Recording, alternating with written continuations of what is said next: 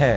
اور میں اپنے کارکن کو نصیحت کرنا چاہتا ہوں کہ جب قرآن موجود ہے، حدیث موجود ہے، رسول اللہ صلی اللہ علیہ وسلم کی سیرت موجود ہے، تو قرآن اور حدیث کے روشنی میں لوگوں کو قائل کرو۔ کبھی بھی دوسروں سے متاثر ہو کر گالی کا جواب گالی سے دینے کی کوشش نہ کرے۔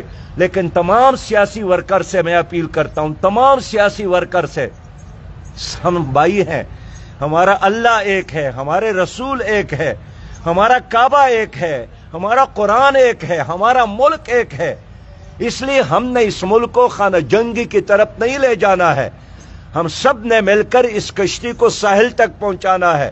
خوب سے خوب تر کی تلاش میں ہم سب نکلے ہیں۔